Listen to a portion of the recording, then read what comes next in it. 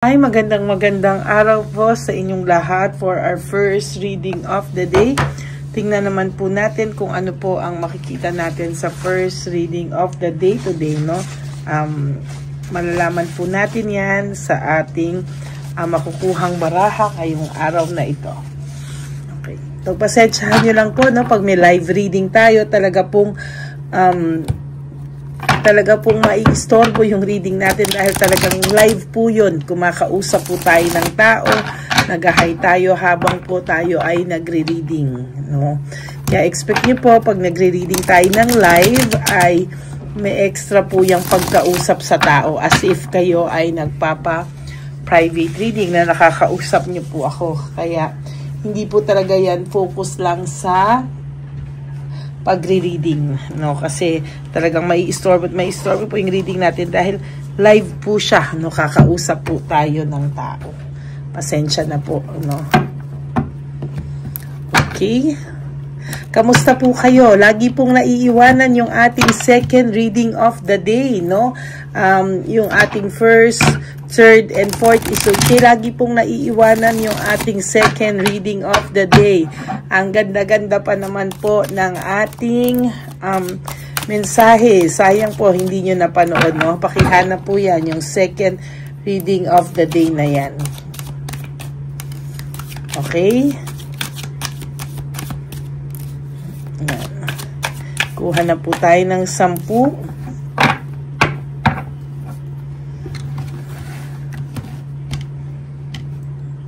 Okay. 1, 2, 3, 4, 5, 6, 7, 8, 9, and 10.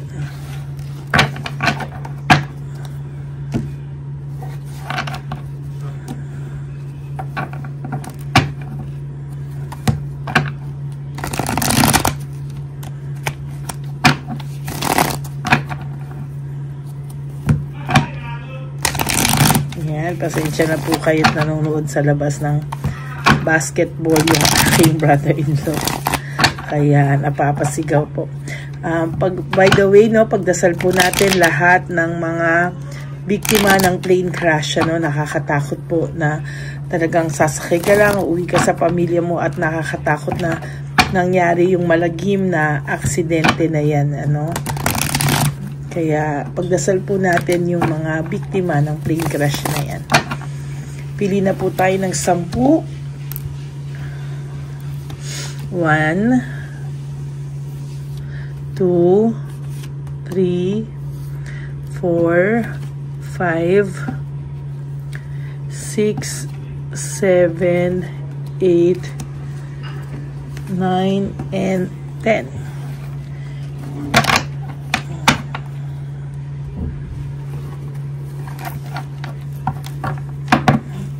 Okay.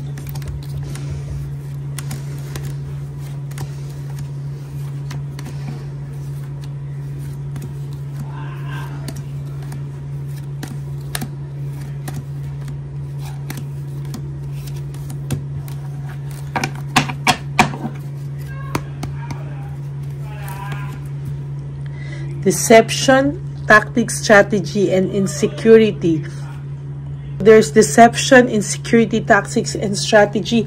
Napakadami pong panloloko o kasinungalingan na nagawa sa inyo ng person nyo. Ang dami niya pong strategies and tactics on how to hindi mahalata o hindi nyo makita o hindi nyo mapatunayan yung kanyang mga kasinungalingan, ano? But there's really deception. May panloloko po talaga ditong nangyari, pero talagang pinipigilan niya po, no? Nagpaka-misteryoso, nagiging misteryoso pa po ang taong ito. Kaya ang nangyari po sa kanya, hindi nyo po una malaman-laman, ano? But sooner or later, inyo din po itong naramdaman, ano? There's a lot of conflict, group conflict, frustration po, no? Ngayon po ay panay gulo, no, ang kanyang paligid. At nakakaramdam po siya ng matinding frustration for 2025, nako, ang karma po niya ay patuloy na magkakaroon ng conflict sa kanyang mga tao sa paligid niya at frustration. Makakaramdam po siya ng matinding frustration, ano? Kahit po ano ang gawin nito, no? Patuloy po ang paglaban niya o patuloy po yung pagdededman niya, no? Patuloy po yung kanyang hindi niya man po ipakita sa iyo na siya ay nagugulumihan, pero sa totoo lang po, no, magiging wala pa rin pong direksyon ang buhay nito sa 2025. Very unpredictable po ang mga mangyayari sa kanya. Napakarami po niyang mararamdaman na karma sa buhay niya. Napakarami niya pong mararamdaman na hindi ka nais-nais na mangyayari sa kanya for 2025, no, wala pong direksyon ang buhay niya, no? Siya naman po ang makakaranas for 2025 ng heartbreak, suffering, and grief, no? Kung inaakala niya po na walang balik sa kanya yung mga ginawa niya sa iyo, ang mga karma niya po sa 2025 ay maglalabasan. Siya naman po yung masasaktan. There's heartbreak, suffering, and grief, no? Magkakaroon po sila ng patuloy na pag-aaway. There is this group conflict and mafo-frustrate po talaga siya, no? At mawawalan pa rin po o wala pa rin pong direksyon ang buhay niya for 2025, no? Siya po ang makakaranas ng self-pity, loss, and grief, no? Sa nakikita ko po, siya po ay makakaranas ng matinding awa sa sarili niya, no? Hindi niya po aakalain na mararanasan niya po yung ganito, at sa nakikita ko po ay talagang guguho po yung kanyang mundo sa nakikita ko, no? There's also ayan, no, loss, grief, and oh my God, ayan, no, siya naman po ang makakaranas ng maiwanan, siya naman po ang makakaranas ng niloko, at siya naman po ang makakaranas ng sakit ng paghihiwalay o yung lolokohin po siya, no? Siya naman po ang makakaranas niyan sa totoo. Siya naman po ang makakaranas ng too much pain, ano? Sa totoo lang, siya naman po ang makakaranas niyan at hindi po magi-stop dyan, ano? Patuloy po siyang makakaramdam ng pagbalik ng karma sa buhay niya. Siya po ang makakaramdam na lahat po ng gustuhin niya o lahat po ng gawin niya, nakakaramdam po siya ng coldness sa mga tao. Yung mga akala niya pong kakampi niya rin ay tatalikuran din po siya, no? At hindi din po siya patuloy na susuportahan o kakampihan, ano? Ito po ay makikita niya na sasaksakin din po siya sa likod dito at tatraidorin din po siya nito, no? Magkakaroon po siya ng resentment and desire to reconcile. Bakit? Maiisip niya po na ikaw at ikaw lang po ang naging totoo sa kanya sa mga nangyari sa kanya, no? Pero ayan, no, wala po siyang magagawa kung hindi para na putong sasabog for 2025. Give up, and masyado po siyang ma-overwhelm sa mga nangyayari po sa buhay niya.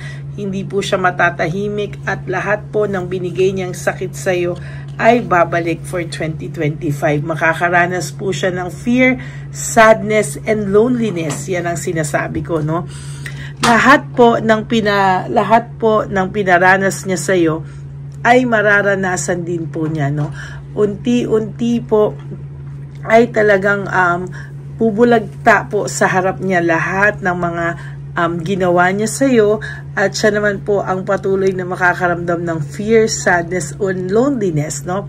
Frustration, walang direksyon, magkakaroon po siya ng self-pity, siya naman po ang makakaramdam ng heartbreak, suffering, and grief, coldness sa mga taong akala niya po ay kakampi niya na hanggang gusto na lang po niyang mag-give up sa kanyang sarili, no? Diyos ko po, there is emptiness and emotional loss. Yung araw-araw, pagising mo pa lang ay malungkot ka na, no? Pag araw-araw, pagising mo pa lang, parang may kulang na agad sa buhay niya. Yan po yung isa sa pinakamahirap na maramdaman niya, no? Yung hindi niya po alam kung ano po ang Ayan, no? Hindi niya po alam kung ano po yung kanyang nararamdaman. Bakit all of a sudden po, nakakaramdam po siya ng matinding suffering at matinding pagbigat ng kanyang kalooban na dala-dala niya po araw-araw, no? Yan po yung mga karma niya for 2025 na pilit niya pong lalabanan sa darating na taon, no? Fatigue and exhausted, no? There will come a time na makakaramdam po siya na talagang exhausted na po siya sa mga nangyayari at hindi niya na po ito kayang dalhin o hindi niya na po kakayanin pang mag-pretend sa mga susunod na panahon. Maiisip niya po kung ano ang nangyari, nagawa niya, bakit binabalikan siya ng tadhana, kasi itong taong to ay mayabang, hindi daw po siya naniniwala, no, sa karma, no, at hindi daw po siya tatablan yan. Kaya ang sinasabi ko po sa inyo ay itong taong to ay oh my God, ayun, parehong-pareho po, no? Tuesday pa naman po ngayon and pagtatapos ng taon, ano? Fatigue and exhausted, talagang two different cards, no? With one meaning, no? Pareho po siyang, nabunot natin po is pareho po siyang 9 of Wands, no? In reverse, no? Talagang makikita po natin kung ano po ang papasukin niyang problema for 2025, no? Or karma at problemang darating sa kanya sa 2025. Lack of resources, very unstable, mamumblema rin po ito financially, no? Financially po, mamumblema po siya at hindi niya po ito kakayanin. Patuloy ka pong hindi mawawala sa isipan nito ngayong 2025, no? Maiisip niya po lahat ng kalokohan na ginawa niya sa iyo, maiisip niya po lahat ng hindi magandang pag-uugali, mga salita na binitawan niya po sa iyo for 2025. I-isolate niya po, patuloy niya po i-isolate ang sarili niya at patuloy po siyang pag-uusapan ng mga tao kahit i-isolate niya pa po ang kanyang sarili, no? Hindi po yan titigil at talagang patuloy po niya kayong patuloy po siyang makakaramdam ng pag-iisa, no? At talagang lungkot, isolation at lahat pa, no? Mawawalan po siya ng balanse sa buhay, no? Yung dati niyang yabang ay medyo magbabaw yan ng konti, no? Kasi hindi niya maintindihan bakit ganyan po ang kanyang nararamdaman, ano? Lahat po talaga ay makakaramdam siya ng burnout and overstress sa kanyang buhay, no?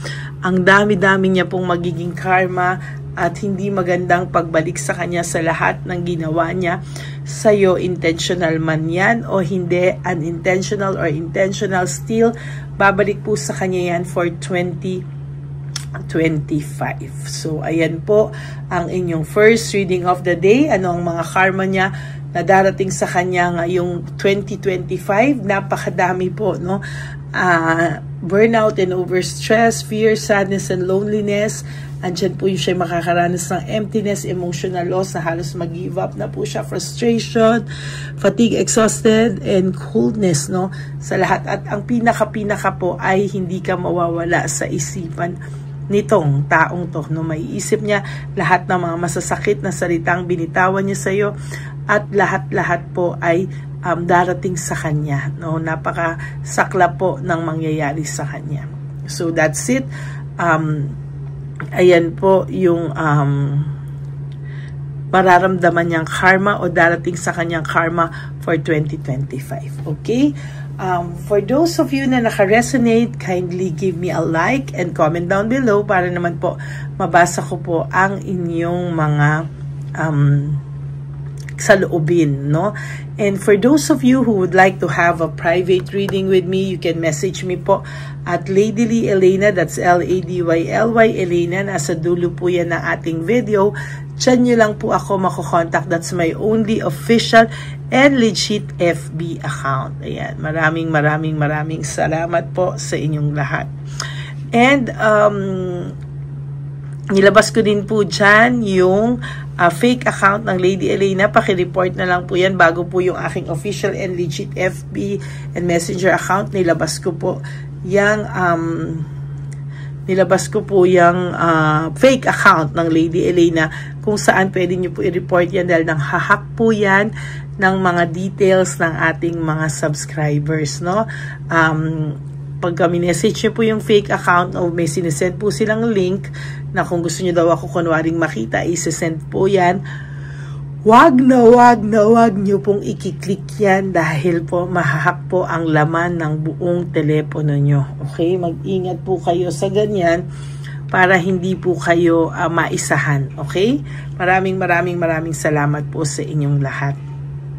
And para naman po sa aking mga ever solid, loyal, and faithful na Lady Elena family, I love you all from the bottom of my heart. And maraming salamat po for not skipping ads. And maraming salamat po sa pagsama nyo sa akin sa loob ng 1 taon na tayo ay active dito sa ating YouTube channel.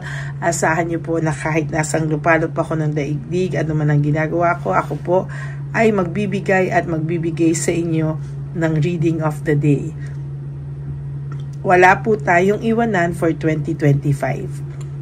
Maraming salamat po sa inyong lahat. And for those of you who would like to give me a super thanks for this video, I would really appreciate that from the bottom of my heart. Maraming salamat po sa inyong lahat, and may God bless you all. And ang lagi ko pong paalala sa inyo is just live one day at a time. No, do 3 things that will make you happy for today. Prioritize yourself, be grateful, no? And love yourself. Self-love is still the best love of all. Be grateful po dahil tayo ay nagising na healthy at meron po tayong chance na baguhin kung ano man po ang mga pagkakamali natin sa buhay, no? Talagang our life is the biggest blessing of all, and yung health po natin, ano? Kaya maraming salamat po sa inyo. And of course, sabi ko nga sa inyo, no, na nakita nga natin talaga na yung buhay ng tao ay napakaikli. Biro mo, yung mga sumakay na aeroplano, hindi po nila alam na yun na po pala ang katapusan nila, diba? Life is really short, kaya don't make it shorter by stressing yourself from all the pains and heartaches na binigay sa inyo na kahapon. Just surrender everything to the divine universe and just let go and let God write your life and love story. I will be back for another set of reading. Huwag po kayong mawawala. Ako po ay magbibigay ng another set of reading. Naka-record na po. I-record na po natin yan. No? Sunod-sunod po ako magbabasa at mamaya po sunod ay ilalabas ko po sa mga oras na feeling ko ay napanood na po ng lahat yung last reading. Okay? God bless you everyone, and I love you all from the bottom of my heart. Happy New Year po, no? Kaya ngayon po ang pagtatapos ng ating taon ay bibigyan ko po kayo ng mga readings para po sa nalalapit na 2025. So simulan po natin dito sa ang karma niya ngayong 2025. Ayan po ang nakita natin sa barahan nyo para sa araw na ito. Mamaya naman po titingnan natin kung ano po ang magiging feelings niya, ano, o ano kanyang nararamdaman ngayong disperas ng 2025. No? Titingnan po natin kung ano ang feelings, emotions niya, totoong feelings and emotions niya right at that very moment pag binasa natin. Okay, God bless you all, and I love you all, and I will be back for our second reading of the day. For the meantime, panuorin nyo muna po yung second reading kahapon. May nakalagay na 2, no? Dahil naiwanan po yan, at yung fourth reading kagabi, no, na late ko na po kasing nailabas.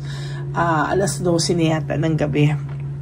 Kaya, pagpasensyahan nyo lang po, no? Talagang hindi pa po ako talagang hindi pa po ako feeling good, feeling well, pero talagang ako po ay nagbibigay pa rin sa inyo ng reading of the day. Kaya maraming salamat po, and God bless you all. Magbabalik po ako for another set of reading, our second reading for the day.